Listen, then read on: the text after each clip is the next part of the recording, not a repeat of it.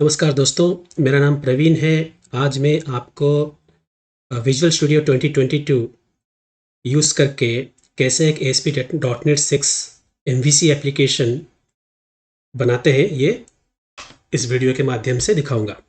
ठीक है, ये बहुत ही इंटरेस्टिंग होने वाला है, इसलिए आगे बढ़ने से पहले मैं आपसे रिक्वेस्ट करता हूँ कि आप मेरे वीडियो को लाइक कीजिए, चैनल को सब्सक्राइब कीजिए, क्योंकि ऐसे वीडियोस बनाने में बहुत मेहनत लगती है। तो आप प्लीज़ लाइक और सब्सक्राइब कीजिए और फिर हम लोग ऐसे ही काफ़ी सारे वीडियो आपके लिए लाएंगे।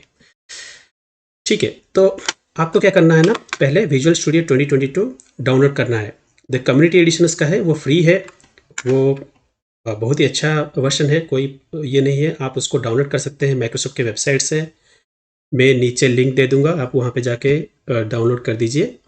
और उसके बाद आप यहाँ पे जब विजुअल स्टूडियो 2022 ओपन करेंगे तो आपको ऐसा एक स्क्रीन मिलेगा।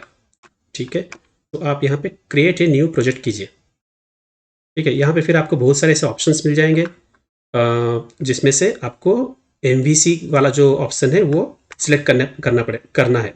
तो ये जो क्या है ना, ये सब टेम्पलेट्स बोलते हैं इसको। ठीक है, ये पहले से प्री डिफाइंड कोड कुछ है जो माइक्रोसॉफ्ट ने लिख के रखे हैं आपके लिए, सो दैट जब आप एक नया प्रोजेक्ट बनाते हैं आपको मेहनत कम लगेगी। ठीक है, क्योंकि वो ऑलरेडी एक बेसिक सा टेम्पलेट बना के रखा हुआ है माइक्रोसॉफ्ट ने, उसको बस आपको एक्सटेंड करना है। ठीक है, ये फंडामेंटल टेम्पलेट्स हैं, आपको बस उसको यूज़ करना है। तो यहाँ पे सर्च कीजिए MVC और फिर आप देखिए सेकंड ऑप्शन जो है यहाँ पे। ठीक है, इसको आपको ये वाला सिलेक्ट करना है। तो ये है मॉडल व्यू कंट्रोलर। MVC का मतलब है मॉडल व्यू कंट्रोलर। ठीक है, मैं इसके बारे में आपको ज़्यादा बताऊँगा थोड़ी देर में, लेकिन पहले आप ये स्टेप्स फॉलो कीजिए।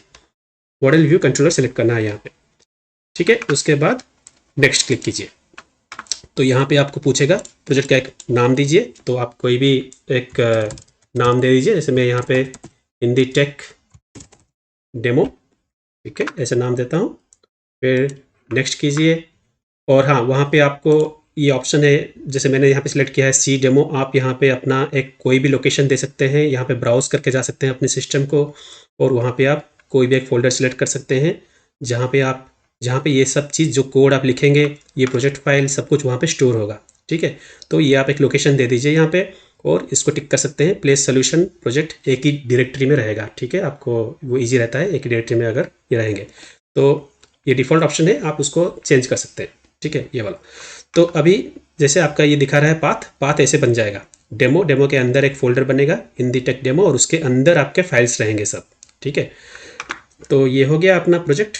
फिर आप क्लिक कीजिए नेक्स्ट पे, और फिर यहाँ पे आपको बहुत सारे फ्रेमवर्क के वर्जन्स दिख जाएंगे। ठीक है, आपके सिस्टम में जो इंस्टॉल्ड है वो सब वर्जन्स दिख जाएंगे। अब ये देखिए, मैं ये जो ट्यूटोरियल बना रहा हूँ ये .NET 6 पे बना रहा हूँ, क्योंकि ये लॉन्ग टर्म सपोर्ट है। ये नेक्स्ट ईयर नवंबर तक इसका सपोर्ट है और बहुत पॉपुलर वर्जन है। Maximum organisations, company, software company सब आजकल .NET 6.0 ही यूज़ कर रहे हैं। ठीक है, 7.0 उसने बीच में माइक्रोसॉफ्ट ने लाया है, लेकिन ये नेक्स्ट जून तक ये भी आउट ऑफ सपोर्ट हो जाएंगे। ठीक है, और फिर .NET 8 आ जाएगा। अभी .NET 8 प्रीव्यू वर्जन में है, .NET 8 आ जाएगा। तो आप .NET 6 ही अच्छी तरह से प्रैक्टिस कीजिए, क्योंकि इससे मैक्सिमम ऑर्गेनाइजेशंस इसी पे काम कर रहे हैं, तो आपको हेल्प मिल जाएगी। ठीक है, तो इसलिए मैं ये डेमो 6 पे बना रहा हूँ। अगर आपको 7 पे चाहिए तो आप कमेंट करके लिख सकते हैं, मैं 7 पर भी एक ट्यूटोरियल बना दूंगा। तो ये .NET 6.0 लॉन्ग टर्म सपोर्ट, और ये देखिए जो आउट ऑफ सपोर्ट है, इसका मतलब है माइक्रोसॉफ्ट अभी इसको सपोर्ट नहीं दे रहा है, लेकिन ये अवेलेबल है। अगर आप अभी भी चाहें तो 2.1 पे आप बना सकते हैं, प्रोजेक्ट बना सकते हैं, 3.1 पे भी बना सकते हैं, 5.0 पे भी प्रोजेक्ट बना सकते हैं।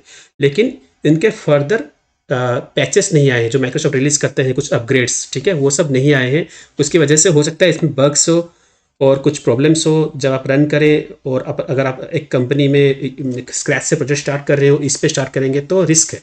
ठीक है, सिक्योरिटी के भी रिस्क है, कुछ मतलब कुछ लूप होल्स होंगे सिक्योरिटी में, जो कि फिक्स शायद अभी कोई हैकर उसको हैक कर सकता है। ठीक है, तो ये सब प्रॉब्लम्स रह सकते हैं, इसलिए आप जो सपोर्टेड है उसी वर्जन को यूज़ कीजिए। और जब नया वर्जन फिर आ जाएगा, ये आउट ऑफ सपोर्ट में चला जाएगा, फिर अपग्रेड कर लीजिए नए वर्जन को। ठीक है, ये ऑलवेज एक रिकमेंडेड अप्रोच है। तो अभी आप 6.0 सिलेक्ट कीजिए ऑथेंटिकेशन टाइप को रहने दीजिए, नन ही रखिए, क्योंकि तो सिंपल रहेगा, ठीक है। ऑथेंटिकेशन इटसेल्फ ये कम्प्लेक्स चीज़ है, हम बाद में कभी और किसी वीडियो में बात करेंगे, लेकिन अभी के लिए इस बिगनर वीडियो के लिए इसे नन ही रहने दीजिए। HTTPS इसको सिलेक्ट कीजिए। HTTPS का मतलब क्या है ना, जो एक HTTP प्रोटोकॉल होता है, जिस प्रोटोकॉल से आपका जो यूज़र और जो सर्वर जहाँ पे ये एप्लीकेशन होस्ट होता है, और जो यूज़र जो कि ये तो एक वेब सर्वर में रहेगा, एक क्लाउड में रहेगा ये प्रोजेक्ट, ठीक है। अभी जो यूज़ कर रहा है इसको वो दुनिया के किसी भी कोने में हो सकता है। तो जब वो कुछ पेज क्लिक करेगा या फिर जब URL डालेगा अपने ब्राउज़र में, तो जो मैसेज का जो आदान प्रदान होता है यूज़र और सर्वर के बीच में, तो वो एक सिक्योर्ड रहता है जब HTTPS रहते हैं, ठीक है। तो उसको हैक करना डिफिकल्ट होता है, कोई जान नहीं सकता कि मैसेज में क्या गया है। अगर आप अपना क्रेडिट कार्ड नंबर मैसेज में भेज रहे हैं तो वो एनक्रिप्टेड होके जाएगा, ठीक है।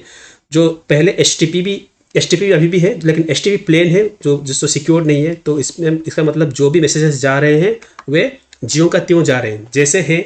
अगर आप एक नेम लिख रहे हैं, नंबर लिख रहे हैं या पासवर्ड लिख रहे हैं, तो वह प्लेन टेक्स्ट में ही सर्वर को जाएगा, ठीक है। तो बीच में कोई हैक कर लेगा तो वो देख सकता है आप क्या भेज रहे हैं, सर्वर से रेस्पॉन्स क्या आ रहा है, सब कुछ क्लियर टेक्स्ट में रहेगा और वो इजीली उसे देख सकता है, ठीक है। इसलिए HTTPS यूज़ करना चाहिए। तो ये हो गया इसके बारे में। अभी आप क्रिएट पे क्लिक कीजिए, तो इसको थोड़ा सा टाइम लगेगा प्रोजेक्ट बनाने के लिए, क्योंकि उसको डिफ़ॉल्ट टेम्पलेट और ये सब चीज़ में बनाते हैं। तो अभी ये बना रहा है प्रोजेक्ट।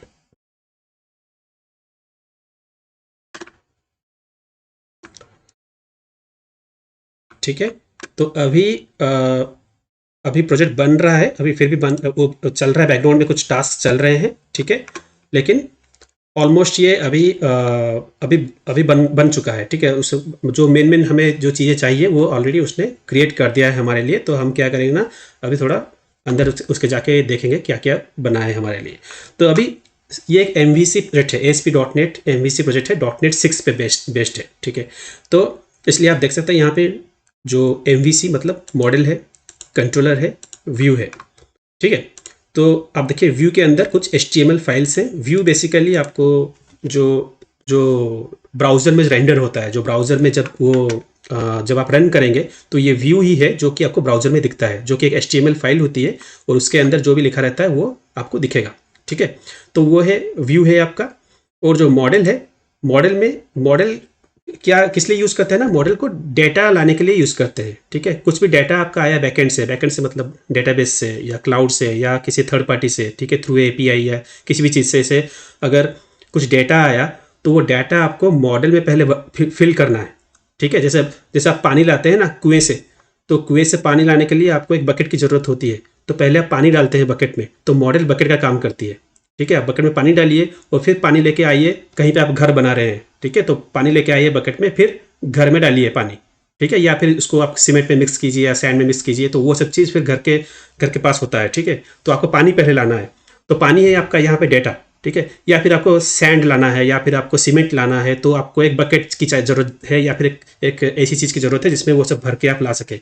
तो समझ लीजिए मॉडल एक ऐसी ही चीज़ है, ठीक है। तो डिफ़ॉल्ट में यहाँ पे उसने मॉडल दे दिया है, ठीक है। लेकिन हम लोग अभी मैं आपको आगे बताऊंगा कैसे एक मॉडल क्रिएट करते हैं और कैसे उसको यूज़ करते हैं। जैसे इसने एक error view model by default दे दिया है इस टेम्पलेट के। ये जो टेम्पलेट मैंने आपको शुरू से बताया था, हर टेम्पलेट में वो कुछ कोड लिख के देता है, तो डिफ़ॉल्ट उसने दिया है। ये आप डिलीट भी कर सकते हैं, कोई ये नहीं है, आपको आपसे यूज़ भी कर सकते हैं, ठीक है। तो ये है मॉडल जिसमें आपका डेटा आएगा।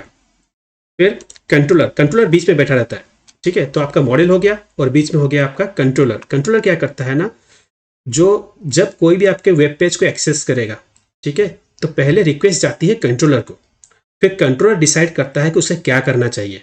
जैसे मैं बोल रहा हूँ कि www.abc.com, ठीक है, मैं वहाँ पे गया, तो जब abc.com गया तो वहाँ पे उसका एक होम पेज होगा जो कि कंट्रोलर होगा, एक होम कंट्रोलर होता है, ठीक है। वो दिखता नहीं है URL में, लेकिन बाय डिफ़ॉल्ट वो होम को जाता है, ठीक है।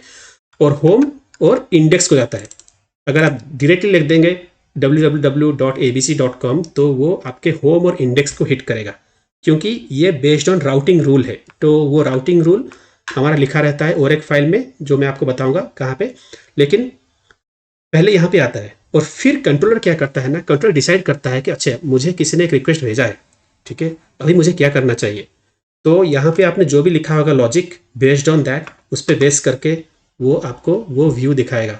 अगर आपने यहाँ पे लिखा है कि ठीक है एक एरर रिटर्न कर दो, तो वो पेज नहीं दिखाएगा, आपको एक एरर आ जाएगी। ठीक है, मैं यहाँ पे लिख सकता हूँ रिटर्न एक particular error, okay, status code 404, तो एक एरर जाएगी, एरर कोड एक जाएगी यूजर के पास। अगर मैं यहाँ पे लिखूंगा ओके रिटर्न हेलो वर्ल्ड, तो आपको ब्राउजर में हेलो वर्ल्ड दिखेगा। तो यहाँ पे जो लिखा रहेगा या फिर यहाँ पे जो भी डिसीजंस होंगे वही दिखेगा। अगर मैं बोलूँगा ठीक है मुझे टेक्स्ट नहीं भेजना है, हेलो वर्ल्ड नहीं भेजना है, मुझे एक व्यू दिखाना है, व्यू के अंदर मेरे और बहुत सारी चीज़ें हैं जो मुझे दिखानी है, तो वो वाली व्यू जाएगी रिटर्न होके यूजर के पास। ठीक है, तो ये डिसीजन कंट्रोलर लेता है कि उसे क्या करना चाहिए जब रिक्वेस्ट आती है। उसके बाद आपका व्यू रह गया, तो अब अभी कंट्रोलर तो आ गया, अभी कंट्रोलर ने बोला ठीक है मुझे एक व्यू भेजना है वापस। अभी व्यू कहाँ है, अब व्यू को ढूंढना पड़ेगा, राइट। तो व्यू क्या होता है ना, व्यू का स्ट्रक्चर कैसा रहता है ना, जैसे आपका कंट्रोलर रहता है, ये होम कंट्रोलर है, होम कंट्रोलर में एक ये है होम कंट्रोलर, फिर इसमें इंडेक्स मेथड है जिसको हम बोलते हैं एक्शन मेथड, और उसके अंदर व्यू है। तो बाय डिफॉल्ट ये व्यू भी होम के अंदर रहेगा, एक व्यूज़ के अंदर एक फोल्डर रहेगा होम।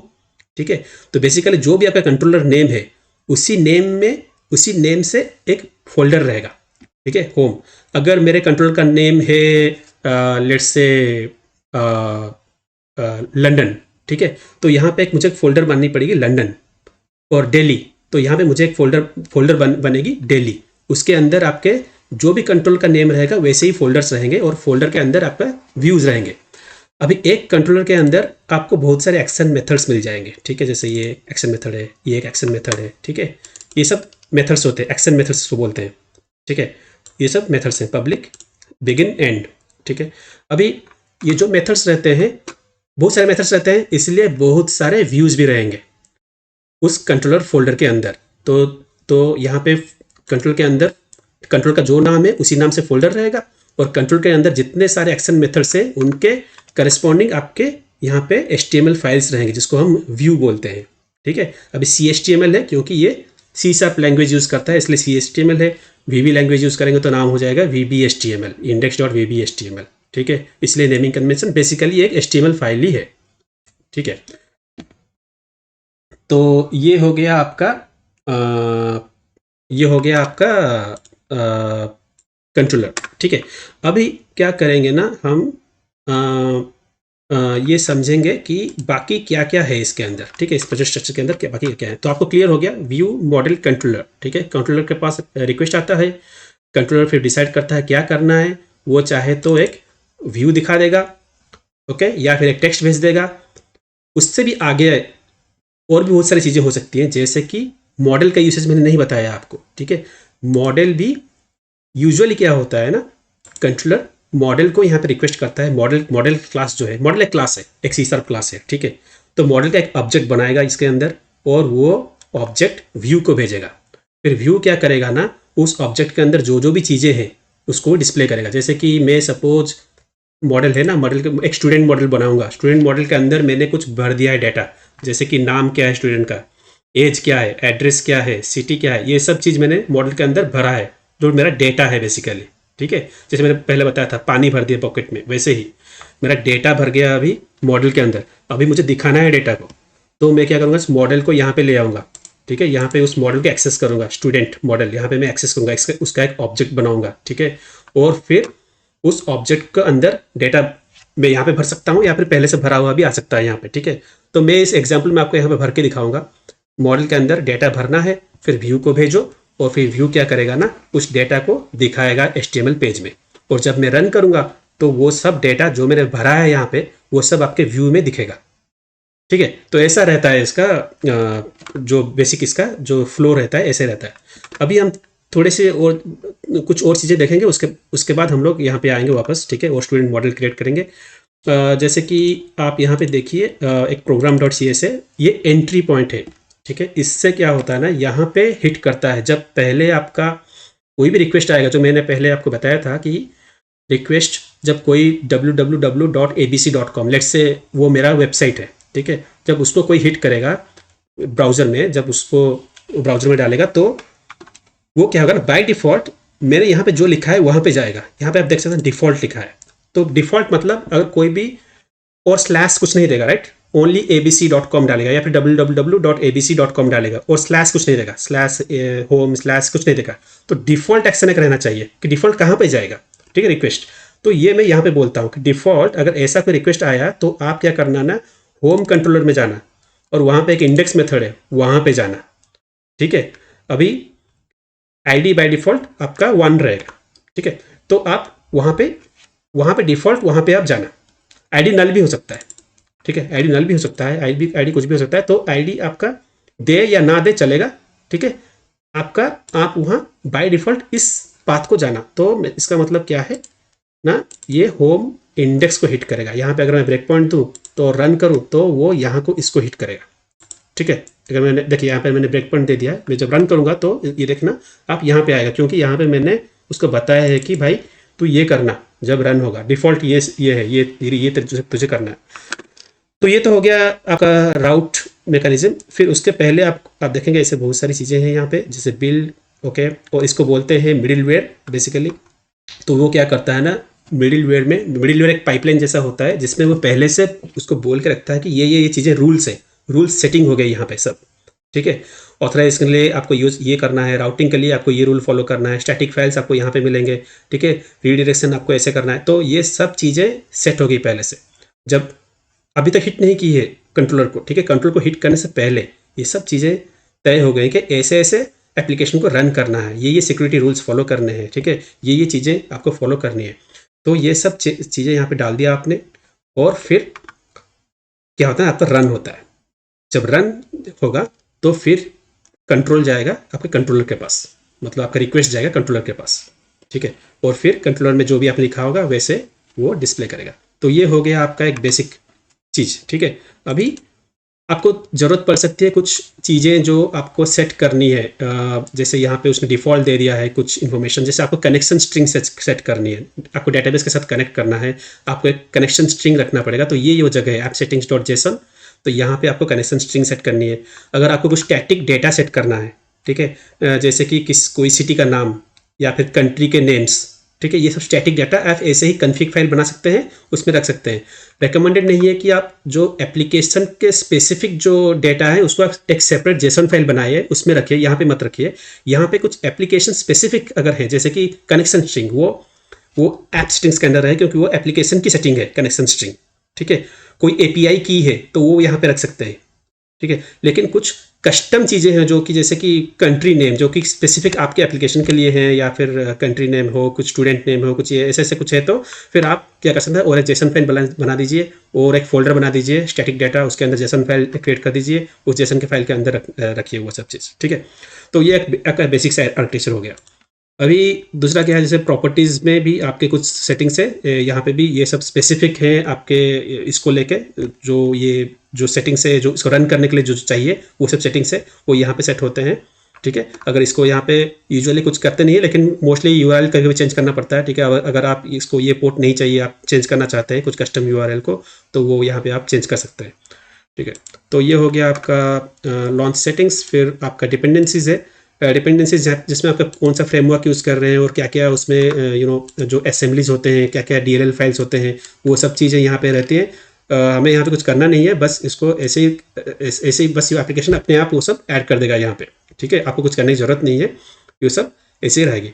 और ये अभी कनेक्टेड सर्विसेज जो हम लोग यूज़ नहीं कर रहे हैं इसके लिए, लेकिन वो इसके अंदर रहेगा। अभी क्या होता है ना, अगर आप कुछ अपने से कभी कभी ज़रूरत पड़ेगी, हमें कुछ ऐड करना है रेफरेंस, ठीक है। जैसे कि मुझे अभी सपोज डेटाबेस के साथ कनेक्ट करना है, तो डेटाबेस के साथ कनेक्ट करने के लिए मैं डायरेक्टली कैसे करूँगा डेटाबेस के साथ कनेक्शन, ठीक है। तो मुझे कुछ चाहिए, कर सकता हूँ डायरेक्टली, लेकिन मुझे बहुत सारा कोड लिखना पड़ेगा वो करने के लिए, ठीक है। तो अभी जैसे पहले से क्या है ना, एक एंटिटी फ्रेमवर्क है, एक फ्रेमवर्क ऑलरेडी बनाया हुआ है, तो वो फ्रेमवर्क आप यूज़ कर सकते हैं, जो कि आपको डेटाबेस कनेक्टिविटी बहुत ही ईजी कर देगा, ठीक है। तो इसके लिए रेकमेंडेड है कि आप एंटिटी फ्रेमवर्क यूज़ कीजिए अगर आप डेटाबेस के साथ इंटरेक्ट कर रहे हैं। बाकी और भी बहुत सारे ऐसे फ्रेमवर्क्स हैं, जैसे उसको बोलते हैं ORM रैपर, वो आप यूज़ कर सकते हैं। लेकिन एंटिटी फ्रेमवर्क काफ़ी मजबूत है, काफ़ी सिक्योर है और इंडस्ट्री स्टैंडर्ड का है, तो उसको काफ़ी सारे लोग यूज़ करते हैं। तो आपको क्या करना है ना, यहाँ पे जाके एक मैनेज NuGet पैकेज करना है। ये सब NuGet में रहते हैं, NuGet पैकेज होकर बने हुए हैं, ठीक है। आपको बस यहाँ पे जाना है ब्राउज में, और यहाँ पे आपको जो भी पैकेज चाहिए, ऐसे बहुत हज़ारों पैकेजेस हैं, ठीक है? बहुत सारे वैरायटी ऑफ पैकेज के लिए वैरायटी ऑफ पैकेजेस हैं, ठीक है? स्टाइलिंग के लिए एक पैकेज है, अगर आप उसको ऐड कर लेंगे तो आपको बता देगा कहाँ पे आपने स्टाइलिंग में गलती की है, क्या की है, कोड में कुछ प्रॉब्लम है उसके लिए पैकेज है, डिपेंडेंसी इंजेक्शन के लिए पैकेज है, ठीक है? बहुत सारी चीज़ें हैं। जैसे आपने अभी देखा यहाँ पे, अगर मुझे यहाँ पे एंटिटी फ्रेमवर्क यूज़ करना है तो मैं इसको यहाँ पे ऐसे सिलेक्ट कर सकता हूँ और इंस्टॉल करूँगा तो ये सिलेक्ट हो जाएगा और इंस्टॉल हो जाएगा, ठीक है? इसको ऐसे आप इंस्टॉल कीजिए। मैंने अभी क्लिक किया बटन को, अभी यहाँ पे देखिए आउटपुट में अभी ये बता रहा है कि ओके, ये अभी नूगेट में जाके मुझे वो लेके आ रहा है। अभी यहाँ पे ये क्या करेगा ना, लाइसेंस रख देगा, तो आप इसको आई एक्सेप्ट कीजिए, वो फिर इंस्टॉल हो जाएगा, ठीक है? अभी लगता है ये इंस्टॉल हो गया है, देख सकते हैं हम लोग यहाँ पे। हाँ, ये फिनिश हो गया है, आउटपुट में जाके मैंने देखा तो ये ख़त्म हो गया है, मतलब ये अभी इंस्टॉल हो गया है, ठीक है? अभी आप जाइए यहाँ पे जाके आपको ये पैकेजेस में जो है, ठीक है, पैकेजेस ने बना दिया। यहाँ पे देखिए एंटिटी फ्रेमवर्क आ गया आपका, ठीक है? इसके लाइब्रेरी आ गए हैं। अभी मैं जब मैं कोई भी क्लास में जाऊँगा, कंट्रोलर क्लास में, और मैं बोलूँगा कि यूजिंग, तो अभी मुझे entity Microsoft dot entity framework का अभी मिल जाएगा वहाँ पे रेफरेंस, ठीक है, मेरे क्लास के अंदर। जैसे अभी आपने यहाँ पे बोला है ना, ये अभी सिस्टम, ये जो ASP.NET कोर और ये सब ऐसे अवेलेबल है ना, तो ये वैसे ही अवेलेबल हो जाएगा एंटिटी फ्रेमवर्क, ठीक है? और उसके अंदर जो भी क्लास है मैं मुझे अवेलेबल हो जाएगा और मैं उसको यूज़ कर सकता हूँ। तो ये एक अपना है, ठीक है? लेकिन एनीवे वो उसके लिए एक अलग से वीडियो ट्यूटोरियल में बनाऊँगा, क्योंकि वो एक बड़ा ही टॉपिक है, उसके अंदर ज़्यादा नहीं जाएंगे। तो ये आपको ऐसे ही न्यूक्लियर पैकेजेस ऐड करना है, ठीक है? मेरा इस ट्यूटोरियल में मैं आपको बस बेसिक फंडे बता रहा हूँ, जो वो फंडामेंटल्स आप फॉलो कीजिए। किसी भी प्रोजेक्ट के लिए एक ही फंडा है, उसको फॉलो कीजिए तो ईजिली आप ASP.NET MVC एप्लीकेशन बना सकते हैं और उसको फिर रन कर सकते हैं। अभी देखिए, अभी हम लोग क्या करेंगे ना, और एक चीज़ है जो शेयर्ड है, जो आप देखेंगे अगर हम कुछ शेयर चीज़ें हैं जो कि यहाँ पे कॉमन फोल्डर के अंदर रखा गया है। शेयर चीज़ें, लेआउट एक रहता है जिसमें बेसिकली वो ऊपर जो मेनू बना रहता है वो पहले से डिफ़ॉल्ट से उसने मेनूज़ दे दिए हैं। अब ये होम और प्राइवेसी जो 2 मेनू दे दिए हैं, अगर आप चाहें तो इसको चेंज भी कर सकते हैं, ठीक है? तो अभी मेरा नेक्स्ट क्या है ना, मैं आपको दिखाऊँगा कैसे ये मेनू, एक नया मेनू आप कैसे ऐड करेंगे और कैसे उसको लिंक करेंगे अपने एक एक्शन मेथड के साथ। और दूसरा मैं आपको एक स्टूडेंट मॉडल करके भी दिखाऊंगा और कैसे उसको उससे डाटा लेकर डिस्प्ले करेंगे, ठीक है? तो अभी पहले इसको आप बिल्ड कर दीजिए, बिल्ड सोल्यूशन। तो यहाँ पे बिल्ड स्टार्ट हो गया है, यहाँ पे आप देख सकते हैं नीचे लेफ्ट साइड बिल्ड स्टार्ट हो गया है। आउटपुट अभी ये बिल्ड कर रहा है, ठीक है? अभी थोड़ा बड़ा करके दिखा देता हूँ।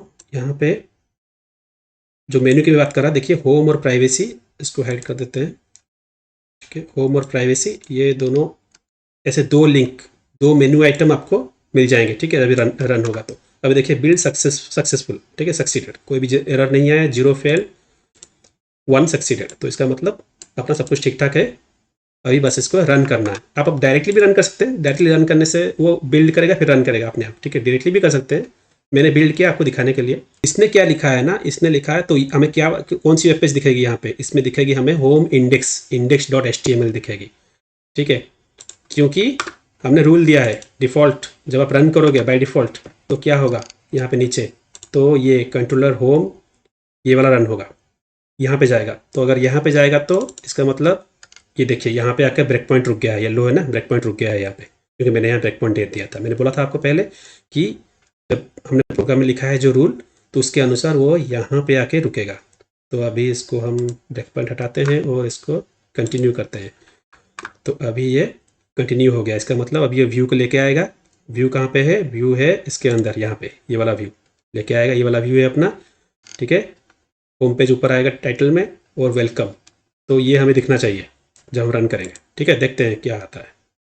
तो अभी ये देखिए अभी आ गया, ये अपना पेज आ गया और क्या लिखा है यहाँ पे, वेलकम लिखा है, ठीक है? और लर्न अबाउट ये, तो आप यहाँ पे जाओ और इस व्यू में देखो, यहाँ पे आप देखिए लर्न अबाउट और ये लिंक है तो सेम है यहाँ पे, राइट? तो ये वाला व्यू आ गया, टाइटल भी है Hindi tech demo home page, ठीक है? ये आ गया आपका होम और प्राइवेसी, दो आपके आ गए यहाँ पे। ये प्राइवेसी में क्लिक कीजिए तो प्राइवेसी पॉलिसी और एक पेज में जा रहा है ये, राइट? /home/प्राइवेसी और एक पेज में जा रहा है जो कि आपका प्राइवेसी पॉलिसी है, और होम जो है वो है आपका ये है होम पेज। तो 2 पेजेस उसने क्रिएट किए हैं, डिफ़ॉल्ट क्रिएट किए हैं हमारे लिए, हमें जस्ट सो दैट हमें इसको फिर हम लोग चेंज कर सकते हैं, ठीक है? चेंज कर सकते हैं, डिलीट कर सकते हैं, जो आप चाहिए वो सब कर सकते हैं।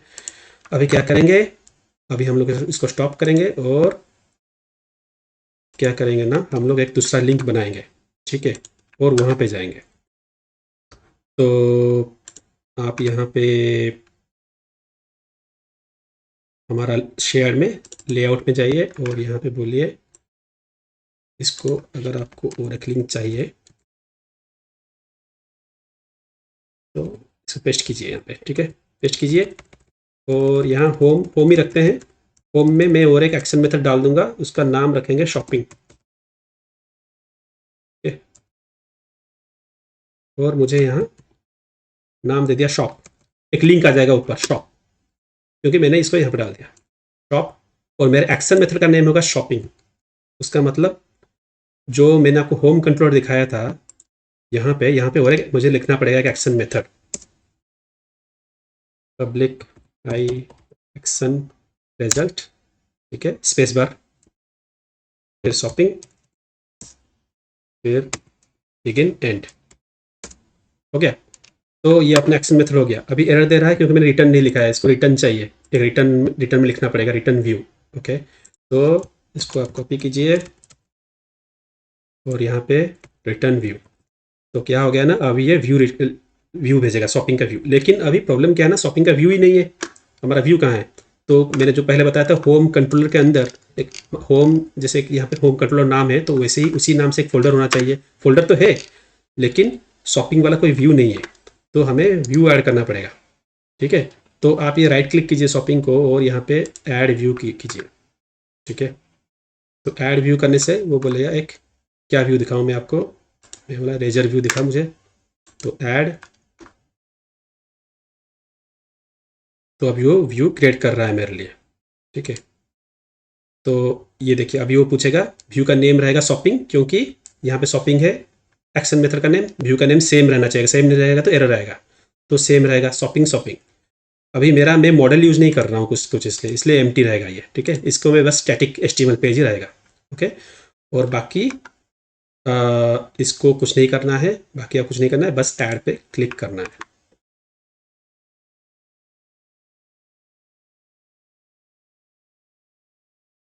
अभी ये कुछ पैकेजेस इंस्टॉल कर रहा है मेरे लिए और फिर व्यू बना के दे देगा। अभी देखिए व्यू बन गया अपना, ठीक है, शॉपिंग आ गया, व्यू बन गया। अभी हम लोग क्या करेंगे ना, यहाँ पे जाएंगे और जैसे उसने इससे डिव बनाया है ना, इसको कॉपी कर लेना, यहाँ पे ले आए और यहाँ पे ऐसे एक डिव डाल दो। और इसको जो है H1 के अंदर है, इसको यहाँ पे ला और यहाँ पे डाल दो, ठीक है। अभी यहाँ इसको हम पैराग्राफ में अपना खुद का लाइन डाल देंगे, ये हमें ज़रूरत नहीं है। Download visual studio the link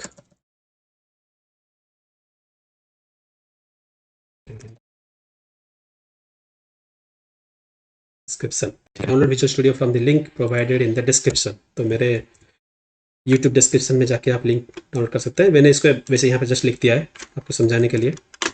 तो अभी हो गया अपना। तो अभी क्या होना चाहिए, हम जब रन करेंगे फिर से, तो शॉपिंग का एक लिंक आएगा शॉप, उसको क्लिक करोगे तो वो क्या करेगा ना, ये वाला व्यू आपको दिखाएगा, ठीक है। तो अभी रन करते हैं,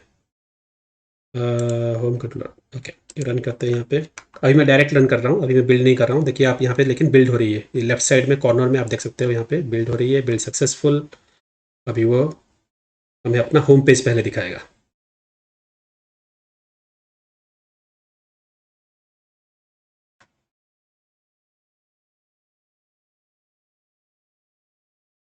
होम पेज आ गया। अब यहाँ पे देख लीजिए, एक शॉप एक लिंक आ गया, ठीक है। पहले होम और प्राइवेसी था, अभी यहाँ पे शॉप आ गया। शॉप पे क्लिक कीजिए और ये अपना पेज आ गया, shopping, download visual studio from the link provided in the description, ये मैंने लिखा था वहाँ पे, ठीक है, वो आ गया। तो हो गया सिंपल। ये आपका एक सिंपल सा एग्जाम्पल है कैसे आप मेन्यू को अल्टर करके ऐसे एक कर सकते हैं, ठीक है, डिस्प्ले कर सकते हैं ये डाटा। तो ये स्टैटिक डाटा हो गया अपना, जो पहले से हम लोगों ने लिखा है, स्टैटिक डाटा हो गया, मतलब डायरेक्टली व्यू के अंदर ही लिख दिया है हमने ये।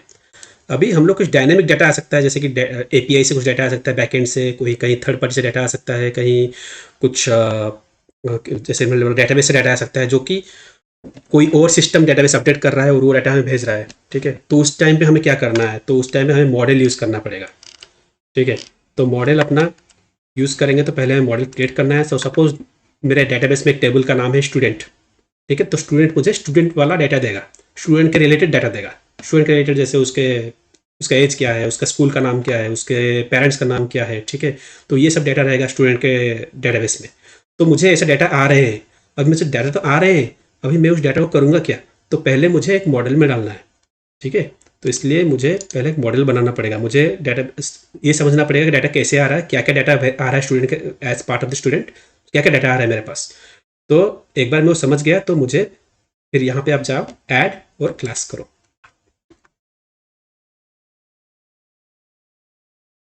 और ये आपका क्लास मैंने सेलेक्ट किया यहाँ पे, और एक नाम दे दो यहाँ पे स्टूडेंट। तो मॉडल बेसिकली एक सी शार्प क्लास है, ठीक है। नाम इसको मॉडल बुलाते हैं, ये एक सी शार्प क्लास है। अभी यहाँ आ गया स्टूडेंट, ठीक है। अभी मैं क्या करूँगा ना, अभी ठीक है आईडी एक आ गया, फिर नेम। देखो बाय डिफॉल्ट विजुअल स्टूडियो 2020 मुझे बोल रहा है, मैं कुछ लिख नहीं रहा हूँ, वो मुझे बाय डिफॉल्ट बोल रहा है। तो आप क्या करना, टैब टैब कर लेना, आपका कंप्यूटर जो कीबोर्ड में एक टैब होगा ना, टैब को ये करना, तो वो आपका आ जाएगा। अभी वो मुझे बोल रहा है डिस्क्रिप्शन, ठीक है। डिस्क्रिप्शन, मुझे डिस्क्रिप्शन यहाँ पे नहीं चाहिए, मुझे चाहिए अभी यहाँ पे जैसे कि एज, और ये चाहिए मुझे इंट, ठीक है, इंटीजर में चाहिए एज।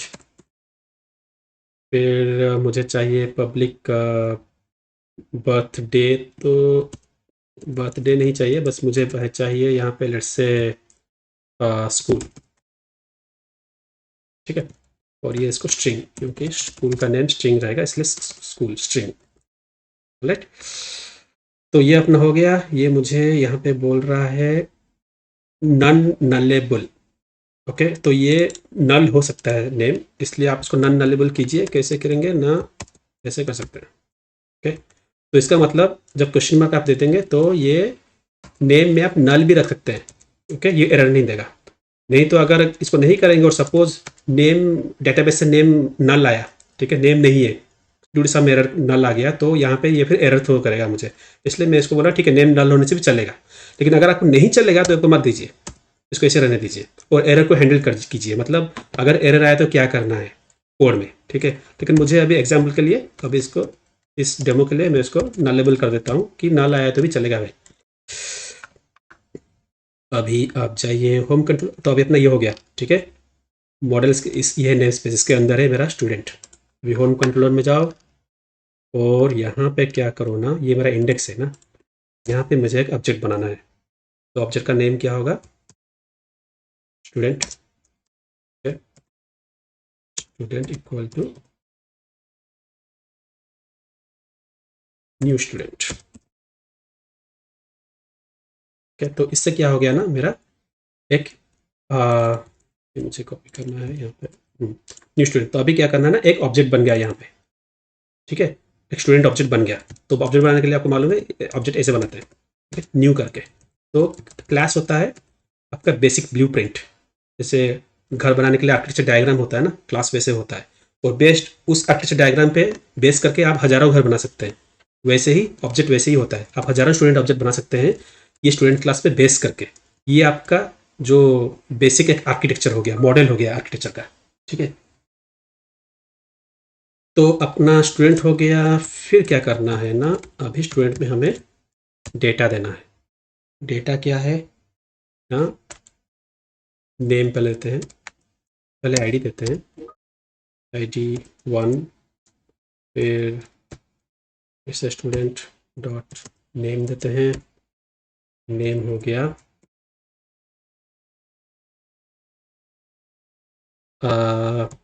जैसे सुंदर,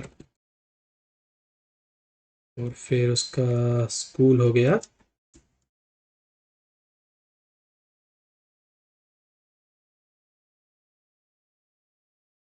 मैं वैसे ही एक दे रहा हूँ, ठीक है। ये एक एक्चुअल स्कूल नहीं है, ठीक है। सुंदरम वाटिका में पढ़ रहे हैं सुंदर साहब, और ये है उनका डेटा, ओके। मैंने इतने बस यही देते हैं, और कुछ डाटा हमने किए और कुछ प्रॉपर्टी थे क्या हमारे, नहीं, नेम एज स्कूल, ठीक है, वो नेम एज स्कूल, यहाँ पे नेम एज स्कूल आ गए और हमने उसको ये कर दिया, ठीक है। इसको आप सेव कीजिए, यहाँ पे ऊपर है सेव ऑल, और या फिर अगर इसको सेव करना चाहते हैं इस पेज को खाली तो सेव, तो सेव हो गया। अभी हमें इसको, ऑब्जेक्ट तो हो गया, अभी व्यू को भेजना पड़ेगा ऑब्जेक्ट, ठीक है। व्यू को ऐसे नहीं पता चलेगा, तो इसलिए व्यू को भेजना है तो इसके अंदर ऐसे भेजते हैं प्रिंट ऑब्जेक्ट।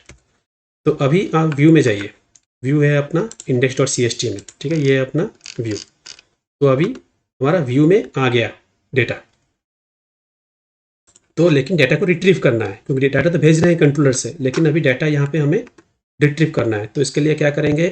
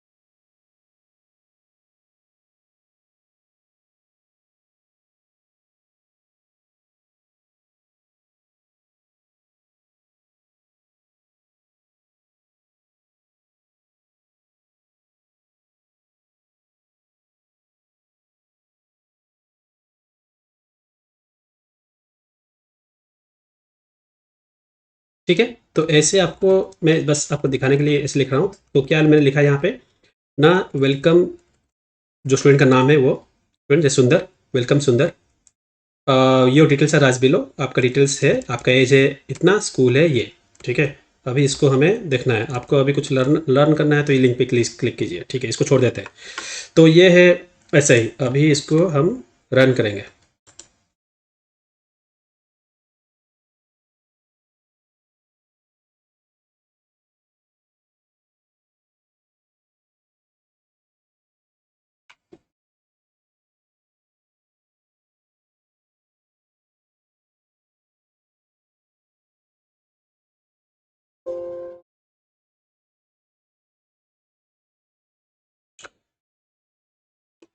तो ओके, तो यहाँ पे आ गया your details rise below, as 0, school Sundaram Vatika, welcome Sundar, तो ये ठीक है, वेलकम सुंदर आ गया। ये एज 0 आ रहा है, क्यों आ रहा है, तो हमें जाके देखना पड़ेगा क्यों आ रहा है।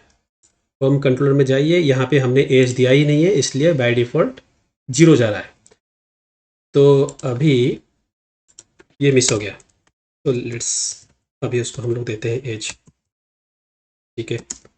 सुंदर भाई का एज कितना है, 16, ठीक है।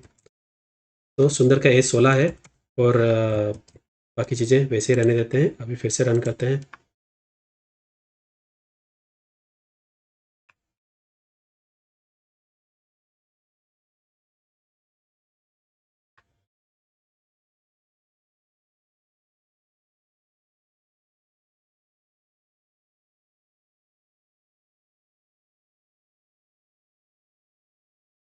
वेलकम सुंदर, एज 16, स्कूल सुंदरम वाटिका, हो गया। तो ये ऐसे यूज़ करते हैं आपके जो मॉडल व्यू कंट्रोलर, ठीक है। तो ऐसे आपको यूज़ करना है। तो ये एक बेसिक एग्जांपल मैं दे रहा हूँ, ठीक है। लेकिन जब आप सॉफ्टवेयर इंडस्ट्री में काम करेंगे या फिर कम्प्लेक्स प्रोजेक्ट्स बनाएंगे, तो हमें थोड़ा दूसरे तरीके से करना है। हम कंट्रोलर के अंदर लिखना अवॉइड करते हैं, यहाँ पे नहीं लिखते हैं। ये चीज़ आपको और एक क्लास में लिखनी चाहिए, जो बेसिकली यहाँ पे आपको और एक क्लास बनाना है और एक फोल्डर बनाना है, उसके अंदर आपको बिजनेस ऑब्जेक्ट्स रखने हैं। उस बिजनेस ऑब्जेक्ट्स के अंदर आपको ये सब चीज़ें इनिशियलाइज करना चाहिए, ठीक है। या फिर कुछ भी बिजनेस लॉजिक डालना है तो वहाँ पे डाल के फिर उसको यहाँ पे लेके आइए, उस इस स्टूडेंट ऑब्जेक्ट को, ठीक है। ऐसे करते हैं। लेकिन ठीक है, इस एग्जाम्पल के लिए मैंने इसको सिंपल रखा है, सो दैट आप सबको समझ में आए, सब तरह के यूजर को समझ में आए। जो एडवांस यूजर्स हैं वो ऑलरेडी जानते होंगे, जो बेसिक यूजर्स हैं उनकी भी समझ में आ जाए। और मैंने बेसिक जो बिगनर्स हैं उनके लिए उनको सामने रख के ये बनाया है ट्यूटोरियल, इसलिए मैं थोड़ा ज़्यादा समझा रहा हूँ इसमें।